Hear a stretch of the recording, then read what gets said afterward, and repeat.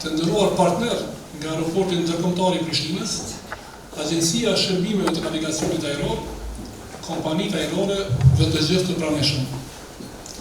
Në emrin tim dhe të kolegëve të mi nga Autoriteti i Aviacionit Civil të Kosovës, kam kënaqësinë t'ju mirëpres sot në këtë organizim për të shënuar Ditën Ndërkombëtare të Aviacionit Civil.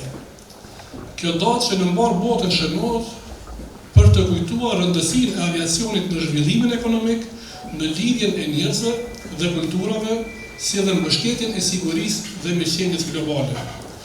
Data 7 dhjetor lidhet me një ngjarje historike të vitit 1944, kur përfaqësues nga 54 shtete me ftesë të SHBA-s u mblodhën në Stevens Hotel në Chicago për të nënshkruar Konventin e Chicagos, marrëveshjen themelore që përcaktoi se transporti ajror do të operojë i lirë, i koordinuar dhe i rregulluar sipas standardeve të njëjta ndërkombëtare. Që nga viti 1994 kjo datë njihet zyrtarisht si Dita Ndërkombëtare e Aviacionit Civil.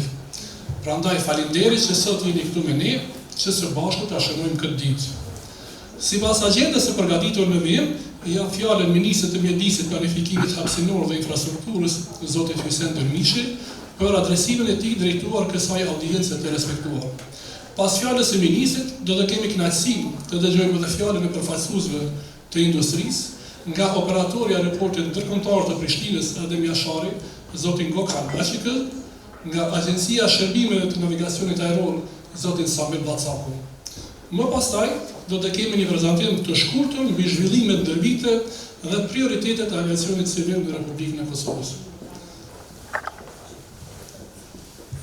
Nderuar zoti Arjanet, zoti Gökhan, Samir, të nderuar të pranishëm, jam i lumtur që sot jam në mesin e komunitetit të aviacionit civil të Republikës së Kosovës dhe t'ju uroj Ditën Ndërkombëtare të Aviacionit Civil. Shënimi i kësaj dite është i qelluar sepse shteti ynë më të drejtë mund të mburret me arritjet në sektorin e aviacionit civil. Duke pasur parasysh se pas luftës na është dashur të fillojmë nga zero. Të dhënat historike të trafikut ajror në këtë qerek shekull janë mbreslënse. Në vitin 2000 patëm 400.000 udhëtar, ndërsa në vitin 2025 presim mbi 4.5 milion udhëtar. Mburremi me konsolidimin e autoriteteve aeronautike profesionale, të cilat kanë ngritur kapacitetet teknike për mbikëqyrjen e sigurisë dhe sigurimit të aviacionit civil. Ju inkurajoj që të jeni vigjilent gjatë detyrave tuaja implementuese, inspektuese që niveli i sigurisë të mbetet në standardet ndërkombëtare. Inspektorët e aviacionit civil janë aseti i çmuar i shtetit, duke garantuar transport të sigurt për publikun që udhëton për në dhe nga Kosova. Duhet të mburremi edhe me infrastrukturën që e kemi vënë në dispozicion për operimet ajrore, një terminal modern i menaxhuar nga operatori Limak dhe shërbime efikase të navigacionit ajror nga Autoriteti i Aviacionit Civil.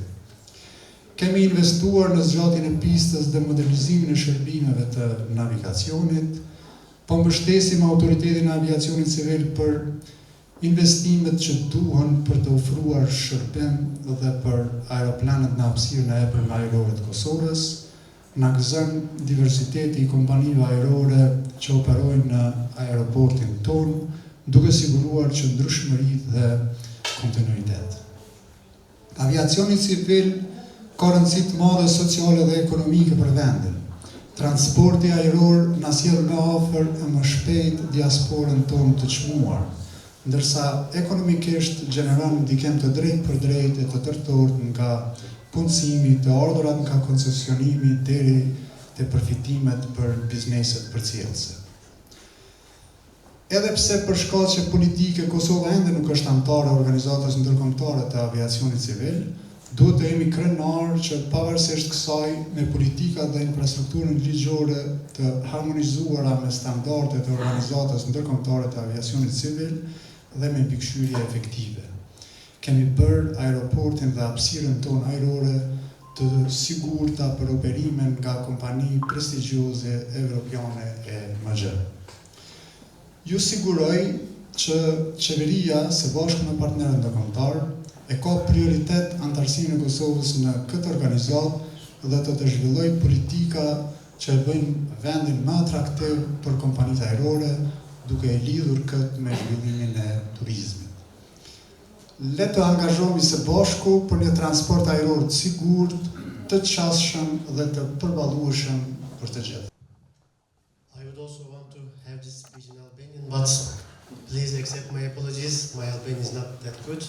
I have just a concern. You may want to leave the room, so I will continue in English. Dear Minister, dear Mr. Arenit, ladies and gentlemen, distinguished guests, colleagues and partners in aviation. It's a pleasure to be here today as we celebrate International Civil Aviation Day, a moment to appreciate how far our industry has come and shared responsibility we carry in shaping its future. Civil aviation is one of the world's greatest connectors. It brings people together, fuels economies, opens cultures, and supports everything from tourism to humanitarian relief. Today's celebration, organized by our Civil Aviation Authority, highlights just how essential our aviation is to our society. At Pristina International Airport, Adem Meshari, we witness this every day. A child taking their first flight, families reunited, business growing, and communities opening to the world.